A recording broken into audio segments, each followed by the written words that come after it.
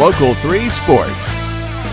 This is Friday Night Football with Ben Bobick, Samantha Casano, and Greg Glover. Friday Night Football is brought to you by Food City, proudly featuring the certified Angus beef brand, the best Angus beef available. And Sonic, this is how we Sonic. And now, Friday Night Football. Welcome to the most must-see high school football show in the Tennessee Valley. Welcome to Friday Night Football on Local 3. All those days grinding in the weight room in January and February, the 7-on-7 camps, the long summer days, all come down to this because it's win or go home. Everything you've been working for comes down to tonight, where you're guaranteed only one more football game and nothing more. Playoff football is a whole different beast, and we have a whole lot of it on tap for you this evening, including our Game of the Week. It's time for the Friday Night Football Game of the Week, sponsored by Warren & Griffin, your local 5-star law firm, supporting high school football for decades in Chattanooga and North Georgia.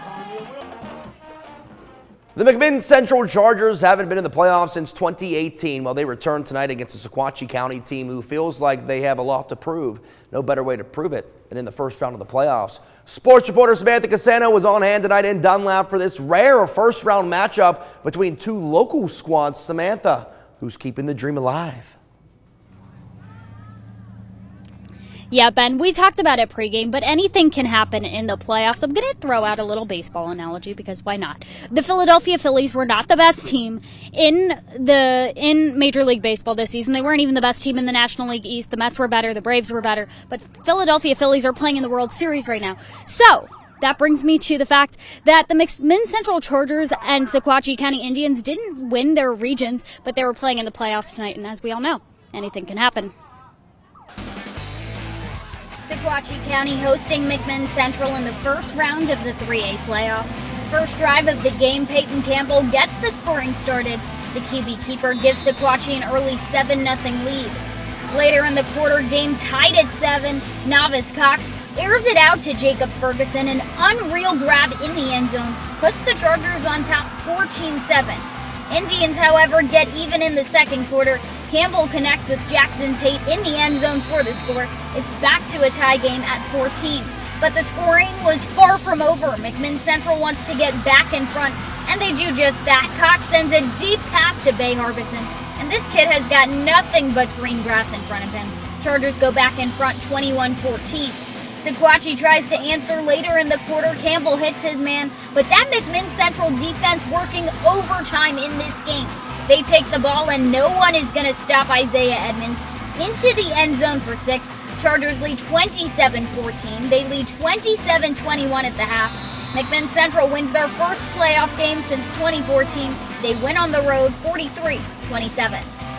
I'm super proud of them. They got after. They kind of returned true to form like they were playing earlier in the season, and just very opportunistic tonight. Came up with big plays at big time, sacks and turnovers, and can't say enough good about what our defense did tonight. It makes it really sweet. Playing the past 4 years and finally coming to the playoffs and actually getting a win, it means a lot to all of us.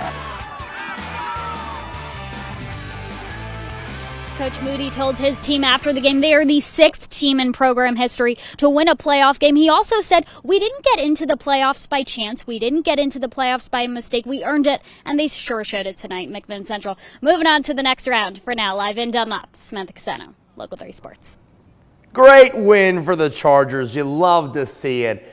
Now shifting gears, the Walker Valley Mustangs have had an up and down season to say the least, but yet they find themselves in the same position as last season, playing Carnes in the first round. The Beavers got the better of them last year, but just 2 points with their record-setting running back, Deshaun Bishop, who has over 8,200 career rushing yards and 100 touchdowns. The Stangs would love to end his high school career tonight. The only playoff game hosted in Bradley County tonight belongs to Walker Valley. You love to see it for the Mustangs faithful. Walker Valley up 14-7, and they look like they have Carnes quarterback Hayden Tarwater in a pickle here.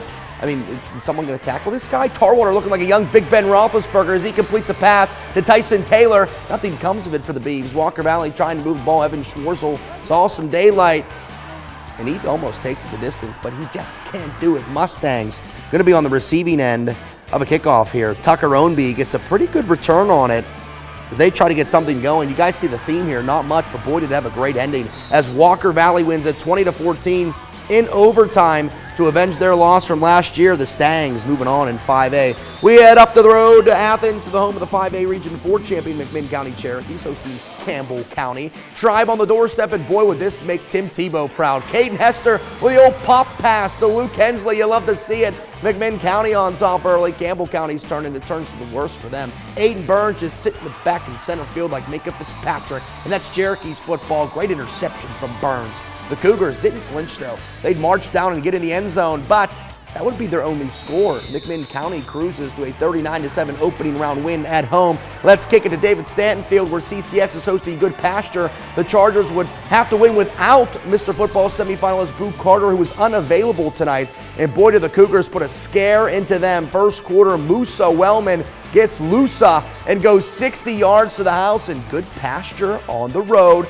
goes up 7-0. CCS not going to react. They're going to respond.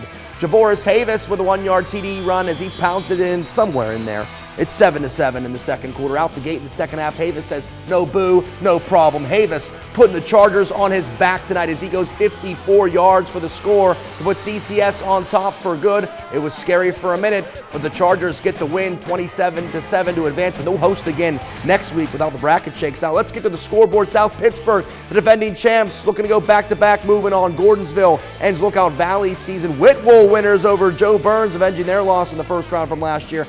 Clay County winners over 49-0 over Sale Creek. Meigs County going down a close one, 16-12 to Westmoreland. Bledsoe County moving on, 22-0 over Harpeth. East Robertson 55-28 over Polk County. Sweetwater winners over Grundy County, setting up a rematch with Mid Central in the next round. In Giles County 46-8 over Brainerd. Upperman ends Chattanooga Central season. Stone Memorial 37-0 over Hickson. But shout out to the Wildcats, fantastic year. And Powell 49-14 over Ottawa. Here's your pick for the Friday Night Football Play of the Week, brought to you by Center for Sports Medicine. We keep players in the game. The people have spoken, and those folks are from good old Decatur, Tennessee, as Tough Ricker's big touchdown run last Friday is our Week 11 Play of the Week. It helps secure Meigs County's spot in the playoffs. And when you come up big in big-time moments, well, you get a big spot on our show. Congrats, Tough. Rematches were aplenty from last year's first round of the playoffs. We have a pair coming your way. Plus, could McCauley keep their bid for a four-peat alive? Find out next when Friday Night Football on Local 3 returns. Friday Night Football's Cheerleaders of the Week, sponsored by Wilderness at the Smokies, the Smokies' largest water park resort.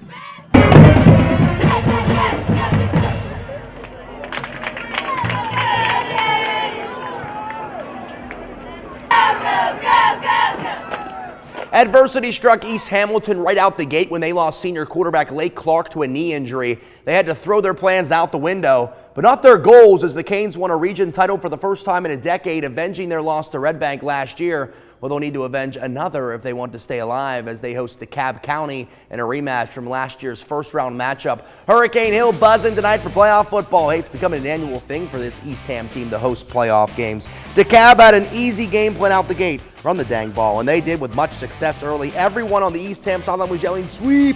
It didn't matter as Malachi Trepp runs the sweep and scores, but the Tigers on top up early 7-0, and DeKalb was sticking to their game plan right down the field running the ball, but you need the ball to run it.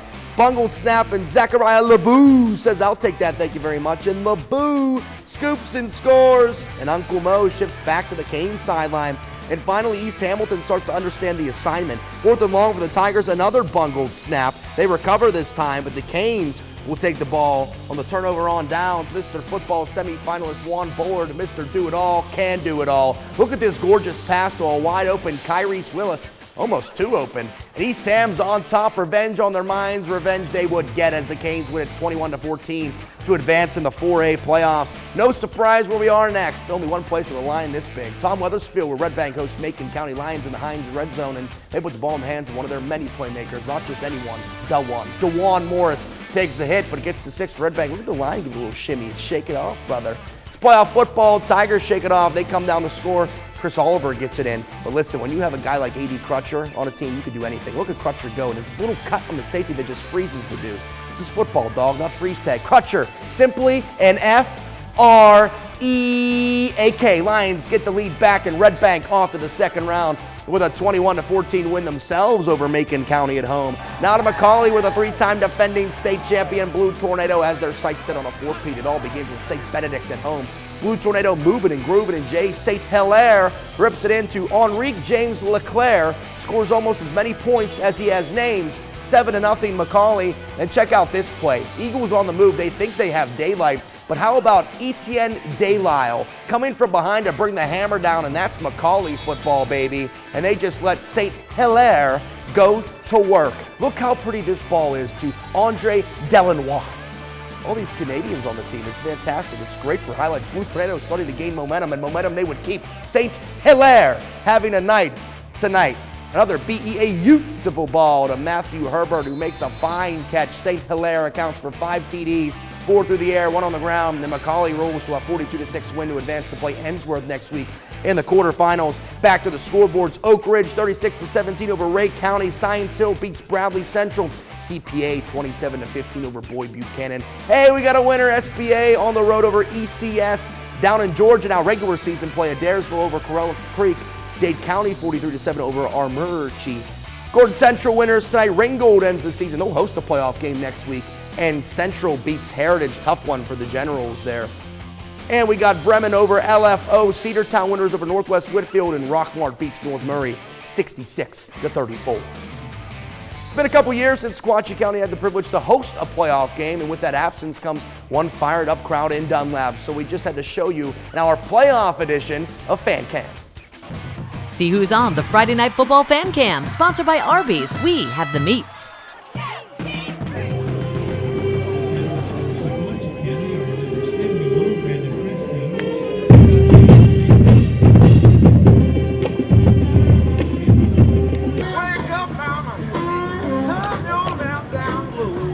Time now to strike up the Friday Night Football Band of the Week with Greg Glover. Dade County behind me, just getting a little tuning and a little rehearsal together before they take it out onto the field for the halftime show. They do it right. They have sets. They have a pit, a percussion pit they take around, and they have a competition tomorrow on this particular Friday night. So let's see them at their peak, the Dade County High School Marching Band, your Band of the Week.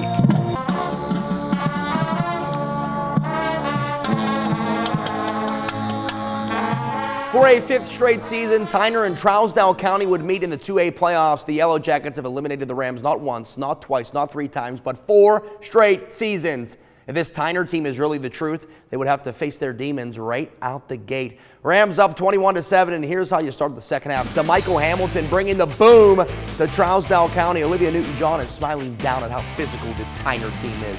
Rams up 28-7, and they weren't done. Their defense has been so superb this season. And if you want to know how, look no further than this play. 1, 2, 3, 4, 5 hats to the ball, not even letting the runners sniff the line of scrimmage. Now it's about time for the knockout punch. Look at this zip on this pass from Mr. Football semifinalist Josh Jackson. And spoiler alert, he ain't catching Jarius Cameron. The effort to break the plane, the Ram train, full speed ahead as they finally beat Trousdale County 47-14. How about a little North Georgia action now? Lafette in Ridgeland. Ramblers Dawson Pendergrass up top to Sam Hall, and Hall wants it all, but he would be tackled shy of his goal. Panthers bend over break defense. They hold Lafette to a field goal. Jacob Brown splits the pipes. We love our kickers here on Local 3 for the brand always. But how about Ridgeland now? It's been a tough season for the Panthers, but Chase Watkins wants to end on a high note. The chase is on for Chase. They will not catch him. As Ridgeland gets on the board with a score, Lafette's defense had enough. Panthers to pass, but what an interception from Blaze Taylor going up to get it, and Blaze is ablaze on his trail to the end zone. Pick 6 for Lafette. Ramblers get the win 29-14 to close the season on a good note.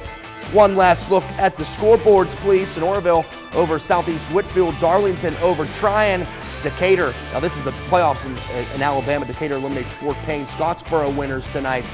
Lexington eliminates North Sand Mountain. Pisgah 40-20 over Hatton.